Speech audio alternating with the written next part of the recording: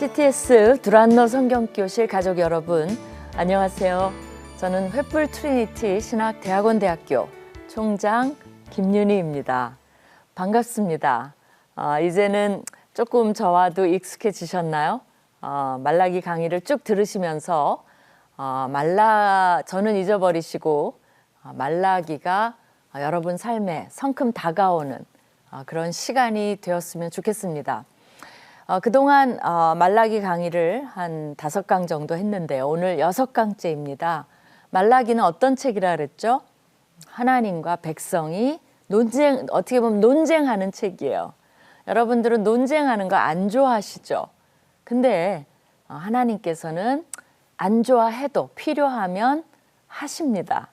그래서 논쟁하고 대답하고 질문하고 응답하고 뭐 이런 식으로 하나님이 왜 논쟁하시는지도 불만도 말씀하시고 이런 책입니다. 그래서 지금까지 오는 동안에 6개의 논쟁이 있는데 그중에 우리가 4가지의 논쟁을 했습니다.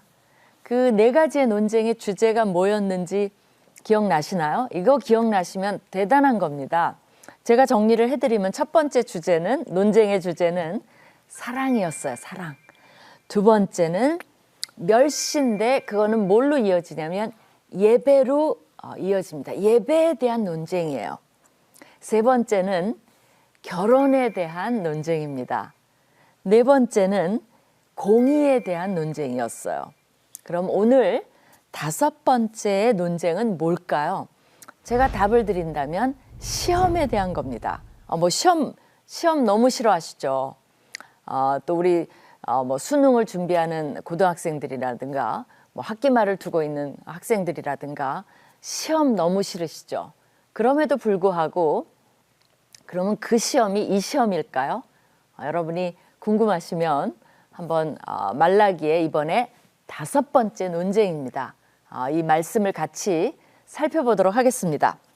이 5번째 논쟁은 본문 3장 6절에서 12절까지예요. 근데 이 본문 동안에 반복된 단어들이 몇 가지가 나옵니다. 제일 많이 나오는 거. 그러니까 말라기 전체를 통해서 여호와를 지칭하는데 어떤 여호와라고 제일 많이 나오는 단어가 뭐라 그랬죠? 맞습니다. 만군의 여호와라는 단어가 제일 많이 나온다 그랬죠. 이 짧은 본문에서도 4번이나 나옵니다. 만군의 여호와 4번이 나와요. 두 번째는 도적질하다가 4번이 또 나와요. 동등하게. 그 다음에 돌아오라는 단어가 3번이 나옵니다. 이것이 어떻게 보면 주제를 형성하고 있어요. 만군의 여호와가 뭐를 논쟁하시냐면 왜 도적질했냐? 그게 무슨 말일까요? 한번 살펴보겠습니다. 왜 도적질했냐? 그리고 하나님의 해결책을 제시하는데 돌아오라는 것이 3번이나 나오는 이 단어가 해결책으로 나옵니다. 그럼 본문을 같이 살펴보면서 무슨 얘기를 하는 건지 보시겠습니다. 3장 6절에서 12절까지인데요. 6절 보시겠습니다.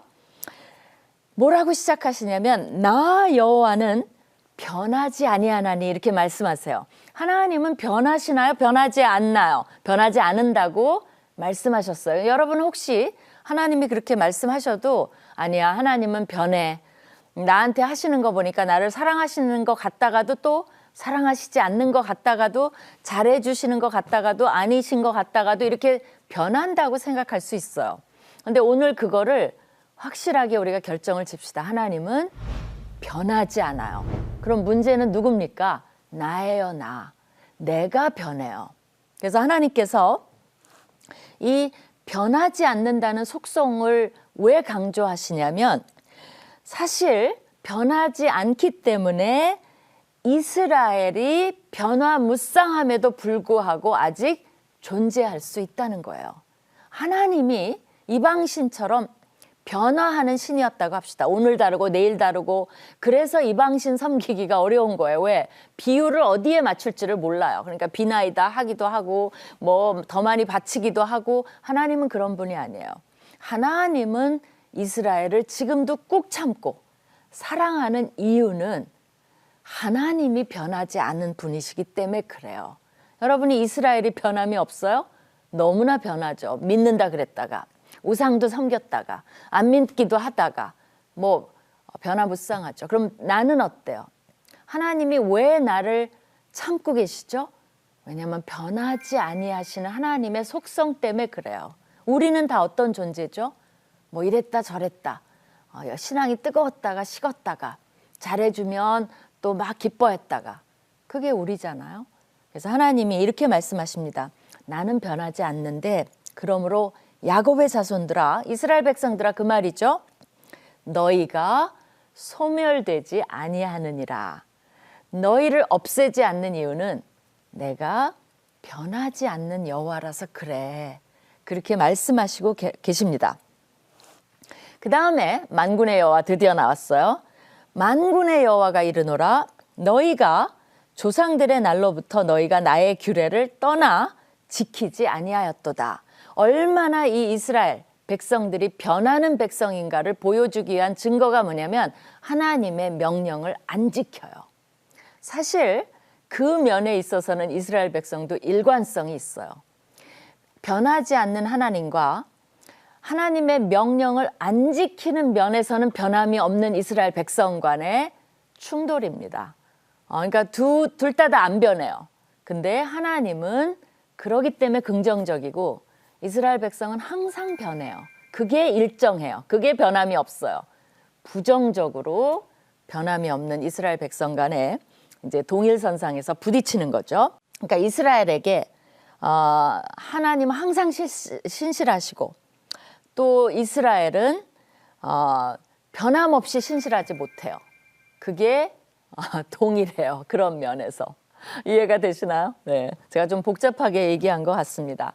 근데 여기에 대해서 하나님이 너희는 그래 그렇게 하시지 않고 해결책을 제시해 주십니다. 그래서 좋은 하나님이에요. 우리가 자녀 교육할 때도 이게 참 중요해요. 그래 그거는 잘못됐어. 그 말 하는 건 좋아요. 그러면 어떻게 해야 되는가를 가르쳐 주는 것도 참 중요합니다. 회사에서 상사도 마찬가지예요. 이거 왜 이렇게 잘못했어? 그거 뭐 할 수 있어요.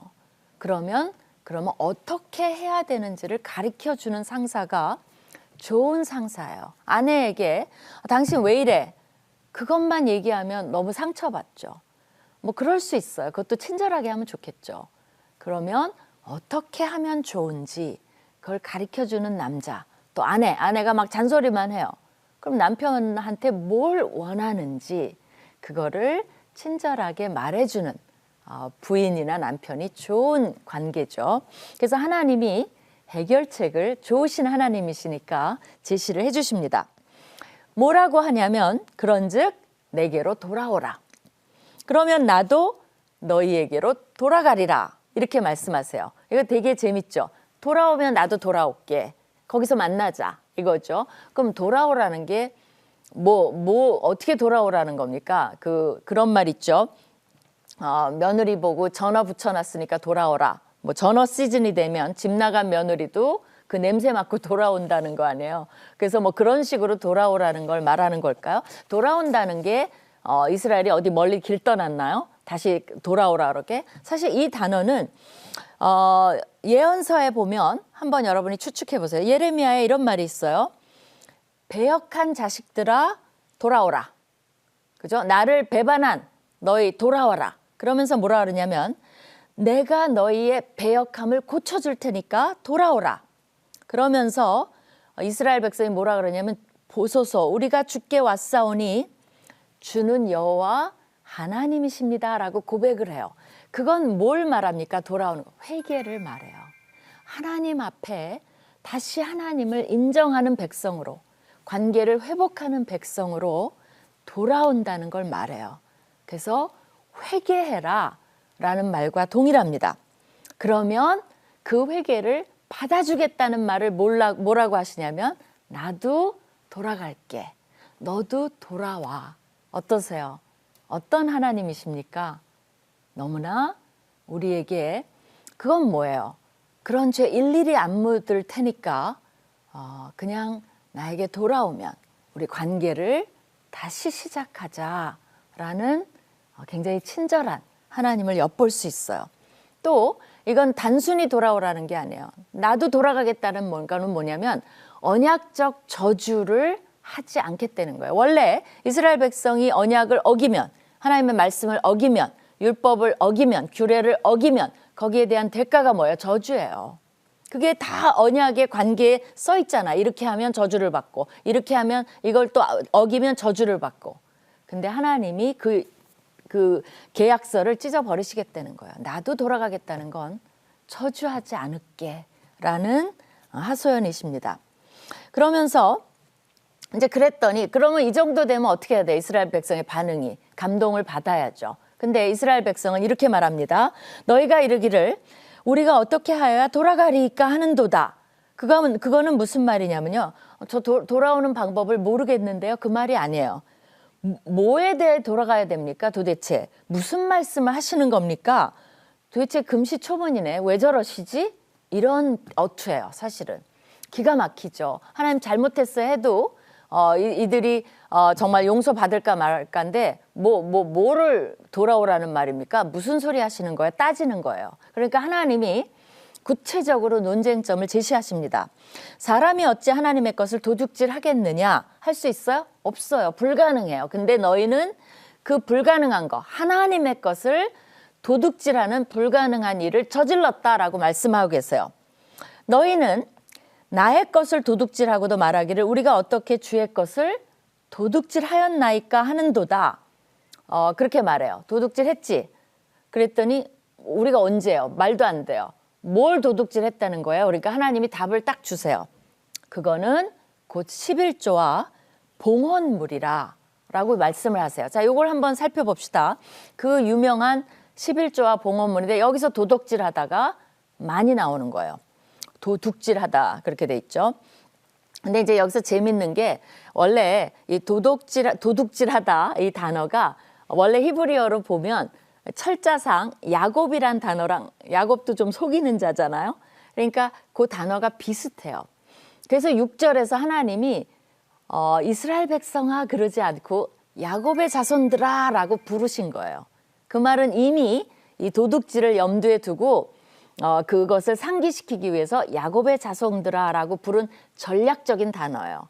그러니까 아주 이 저자가 주도 면밀하게 이 글을 썼다는 것을 알 수가 있어요. 그래서 이 도둑질에 가까운, 도둑질 잘하는 백성들아, 야곱의 자식들아 라고 부른 거예요. 그러면서 도둑질 했지 그런 거예요. 그랬더니 시침이 뚝 떼고 뭐를 도둑질 했다는 말씀이세요? 라고 정말 괘씸하게 얘기를 합니다. 그랬더니 하나님이 11조와 봉헌물이죠. 근데 여기에 정관사가 붙었어요. 그건 뭐냐면 그 11조와 그 봉헌물이라는 뜻입니다. 이건 뭐냐면 이스라엘 백성도 알고 하나님도 알고 있는 바로 그거. 그러니까 하나님이 뜬금없이 전혀 모르는데 뭐 논쟁거리를 가져온 게 아니에요. 이미 언약한 거, 알고 있는 거, 그것을 이행하지 않는다는 것을 말씀을 하시고 계십니다. 자, 11조에 대한 이슈. 11조는 이제 여호와의 것이죠. 왜 11조 하냐고 여러분 많이 물어봐요. 10의 구조를 요청하지 않은 것을 너무 감사하셔야 돼요. 왜? 여러분이 늘 그렇게 말하죠. 물질은 누가 주셨다고요? 하나님이 주셨다며요. 그럼 하나님 거죠. 그러면 우리가 하나님께 다 드려야 돼요. 원래는. 근데 하나님이 그러지 마. 10의 구조를 가지고 너희가 잘 살아. 근데 11조는 이스라엘 백성한테는 의무예요. 그건 어떤 표시냐면 이게 하나님의 것입니다 해서 그 표현으로 드리는 게 11조예요. 근데 그 당시에는 이스라엘 백성만 그런 게 아니에요. 그 당시에 모든 고대 근동의 신들에게는 신전에 11조 정도를 어느 백성이나 바쳤어요. 그러니까 그 당시 기준으로 하나님이 다른 이방 민족들도 다 하는 그거 너희도 그 정도만 나에게 가져오면 좋겠다. 그러니까 이스라엘 백성은 그건 질문이 없어요. 다 그렇게 하는데 당연한 거죠. 그죠? 그래서 이제 11조를 바치라고 얘기하고요. 그 멜기세덱에게 아브라함도 그 당시 습관으로 11조를 준 거예요. 그게 이제 당연한 것으로 여겨진 거죠. 또 소산에 이제 11조를 주라고 얘기하죠. 레위인들도 이것을 지켜야 돼요. 그러니까 레위인들이 11조를 받잖아요. 그러면 그 11조 받은 거에 11조를 또 내게 돼 있어요. 근데 하나님이 매년 그렇게 내되 3년째가 되는 때에는 뭐라 그랬냐면 3년 끝에는 그의 소산의 10분의 1을 다 내요. 11조를 내요. 근데 이거는 하나님께 가져오지 말고 성읍에 저축을 해서 너희 중에 분깃이나 기업이 없는 레위인가 내 성 중에 거류하는 객과 고아와 가부들이 와서 배부르게 먹게 하라. 그러면 하나님께서 복 주시겠다 이렇게 말씀하세요. 그건 뭐냐면 3년째 되는 11조는 모아서 가난한 사람을 구제하는 데 써라 이거예요. 그럼 하나님이 누구를 위해서 11조를 걷는 겁니까? 결국은 성전에 가져오는 11조는 레위인과 제사장들이 먹고 3년째는 어려운 백성들이 먹을 수 있게, 그러니까 이게 복지죠. 하나님이 생각하신 복지 제도입니다. 그러니까 하나님이 뭐 그거 갖다가 뭐 하시겠어요. 그러니까 여러분이 11조의 개념을 바꿔야 돼요. 내가 하나님께 물질을 주신 하나님께 감사해서 드리는 거, 표현하는 거, 그죠? 표현할 때까지 그건 이루어지는 게 아니라 그러죠. 표현을 해야죠. 뭔가 말로만 할 수는 없죠. 그거의 표현이 이제 구약 백성들한테 11조로 나타나는 겁니다. 근데 이제 여기 이슈가 복잡한 게 하나님이 이제 뭐라고 했냐면 그 봉헌물도요 이렇게 돼 있어요. 특별한 목적으로 그 봉헌물을 드리게 돼 있습니다. 레위기의 7장에 보면 34절에 이렇게 돼 있어요. 내가 이스라엘 자손의 화목제물 중에서 그 흔든 가슴 또 뒷다리 든 뒷다리 들었다는 걸 이렇게 제물에 드리려고 이렇게 들었다는 말이거든요. 든 뒷다리를 가져다가 제사장 아론과 그의 자손에게 주었나니 이는 이스라엘 자손에게서 받을 영원한 소득이니라. 그러면 영적 일꾼들에게 속한 것을 백성들이 주지 않았다는 거예요. 바로 그 봉헌물. 그러니까 레위인과 제사장들이 먹고 살 게 없어요. 그걸 안 갖고 왔다는 거예요. 그러니까 교회에 여러분이 헌금을 안 하면 어떻게 됩니까? 목사님들이 먹고 살 수가 없어요. 전도사님들, 부목사님들 살 수가 없어요. 그럼 교회를 떠나겠죠. 그런 현상이 이스라엘에게 일어난 거죠. 나중에 사사기 시대 보면 레위인들이 먹고 살 게 없으니까 막 자기 처소를 막 떠나서 성전을 떠나서 딴 곳에 막 돌아다니는 레위인도 생기는 모습이 뭐냐면 정상적인 11조를 가지고 오지 않은 거죠.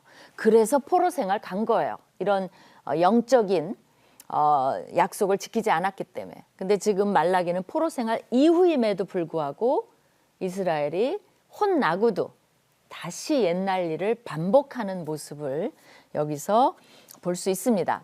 그래서 이제 하나님이 너희가 그러는데 오케이 다시 내가 이제 얘기를 해볼게 하면서 10절에 뭐라고 하냐면 3장 10절입니다. 만군의 여호와가 이르노라. 만군의 여호와 나왔죠. 너희의 온전한 11조를 창고에 들여 나의 집에 양식이 있게 하고 그것으로 나를 시험하여 내가 하늘문을 열고 너희에게 복을 쌓을 것이 없도록 붙지 아니하나 보라라는 말씀을 해주세요. 이게 이제 그 유명한 말씀이시죠. 자, 여기에 나오는 말씀 중에 여호와를 시험하여 보라는 말이 나와요. 근데 이 구절은 다른 성경과 상충되지 않는 의미에서 이해가 돼야 돼요. 왜 그러냐면 신명기 같은 데 보면 6장 16절에 너희는 마사에서 시험한 것 같이 너희의 여호와 하나님을 시험하지 말라 그랬어요. 근데 여기는 뭐라 그랬어요? 오케이, 나를 시험해 봐 그랬어요. 그러면 이쪽엔 하지 말라 그래 놓고 이쪽은 하라 그래요. 어떻게 이해해야 되죠? 이거는 이해를 이제 잘 하셔야 됩니다. 이 두 단어가 우리말로는 시험이로 동일해요. 근데 원어에 보면 여기에 시험이라는 단어와 여기에 시험이라는 단어가 다릅니다. 그걸 모르면 상충이 돼요. 하나님이 변하지 않는다 그래 놓고 시험하라 그랬다가 시험하라 그랬다가 시험하지 말라 그랬다가 변하는 하나님이잖아 라고 오해할 수 있어요. 그러면 시험하지 말라 이거는 정말 그 신명기에 나오는 거 하나님 시험하면 안 돼요. 왜 시험하냐? 못 믿어서 시험하는 거예요. 하나님이 우리에게 양식을 주나? 우리에게 물도 주나? 우리를 구원해 주나? 못 믿어서 하나님을 시험해 보는 그 시험은 하지 말라는 거예요. 그럼 말라기에 나오는 시험은 어떤 뜻이 있냐면요. 요렇게 쓰였어요. 스가랴에 이제 그 시험이라는 단어가 다른 곳에서 어떻게 쓰였나를 보면 이해를 할 수가 있어요. 스가랴 13장 9절에 이런 말이 있어요. 내가 그 3분의 1을 불 가운데에 던져 은같이 연단하며 금같이 시험할 것이라. 그들이 내 이름을 부르리니 내가 들을 것이며 나는 말하기를 이는 내 백성이라 할 것이요 그들은 말하기를 여호와는 내 하나님이시라 할 것이라. 이건 뭐냐면 여기서 시험은 하나님이 그 하나님 백성들이 잘하나 못하나를 내가 시험해 보겠다, 감독하겠다라는 말씀이에요. 그러니까 지금 말라기에서의 시험은 뭐냐면 원래는 내가 감독을 해야 돼, 너희를. 근데 이번에는 너희한테 권한을 줄게. 너희가 나를 시험해봐. 11조 해봐.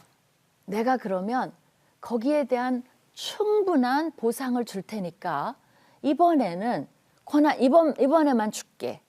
너희가 나를 감독해봐. 그것을 말씀하시는 겁니다. 그러면 여러분이 이게 우리한테 전반적으로 우리 이제 신약 시대, 지금 현대 21세기를 사는 사람들한테도 하나님이 그 감독권을 주셨나요? 아니에요. 이거는 말라기 시대의 언약 백성에게 하나님께서 언약하신 것을, 그러니까 어떻게 보면 그때만의 권한이에요. 이번엔 해봐. 그건 뭐냐면 꼭 하라. 그 말도 돼요. 그런데 그만큼 그들에게 하소연하시는 겁니다. 너희가 벌 받고 이렇게 포로 생활 와서도 언약을 안 지켜? 난 너희를 또 벌하기 싫어. 그러니까 이번에 내가 권한까지 줄 테니까 나를 한번 시험해봐. 감독해봐. 내가 어떻게 하나 한번 너희가 언약을 지켜봐. 그럼 내가 너희한테 언약을 지켜볼게 라고 우리에게 그 언약 백성에게 하소연하시는 장면이 바로 이겁니다. 그러면서 뭐라고 하시면 너희가 나를 그 권한을 행사해 보면 내가 너희에게 복을 쌓을 것이 없도록 붙지 아니하나 한번 봐. 나 만군의 여호와가 이르노라. 11절입니다. 내가 너희를 위하여 메뚜기를 금하여 너희 토지 소산을 먹어 없애지 못하게 하며 너희 밭에 포도나무 열매가 기한 전에 떨어지지 않게 하리니. 메뚜기도 안 오고, 그러니까 농작물이 피해를 안 받고, 또 이 포도 수확이 그 기한이 되기 전에 떨어지지도 않고 풍성하게 열려요. 그럼 어때요? 그럼 복을 받는 거죠. 그 당시에. 그러니까 하나님이 그렇게 해주시겠다라고 약속을 하십니다. 그러면서 12절에 뭐라 그러냐면 너희 땅이 아름다워짐으로 모든 이방인들이 너희를 복되다 하리라. 만군의 여호와의 말이니라. 내가 약속할게 라고 하시는 말씀입니다. 그럼 이 말은 메뚜기 포도 수확, 또 이방인들이 이스라엘을 보고 아름다운 땅이 될 것이다. 이거 언제 이루어지죠? 사실은 안 이루어져요. 언제 이루어지냐면 말세가 지나고 종말이 지나고 그때가 되면 이루어질, 어떻게 보면 종말적인 약속이에요. 그거는 하나님 말은 해놓고 약속을 안 지키신다 그 말이 아니에요. 결국 이스라엘이 못 지켜요. 그렇기 때문에 이 약속은 미뤄지는 거예요. 이 축복이 하나님이 원해도 못 주시는 거예요. 그래서 언제 되냐면 종말에, 정말 모든 것이 결산을 맺을 때에만이 이 약속이 지켜줄 수 있다는 겁니다. 그들이 지켰다면 하나님이 해 주셨겠죠. 근데 안타까운 것은 그것이 안 됐다는 겁니다. 자, 이 11조 이슈에 대해서는 좀 생각해 볼 문제들이 많이 좀 있습니다. 근데 지금 시간이 다 된 것 같아요. 그래서 할 수 없이 요거는 한두 가지 더 생각해 볼 거를 다음 시간에, 이 말라기의 11조는 여기까지인데 그러면 그 말을 듣고 우리가 어떻게 해야 되지? 그 부분에 대해서는 다음 시간에 더 나누도록 하겠습니다. 오늘 감사합니다.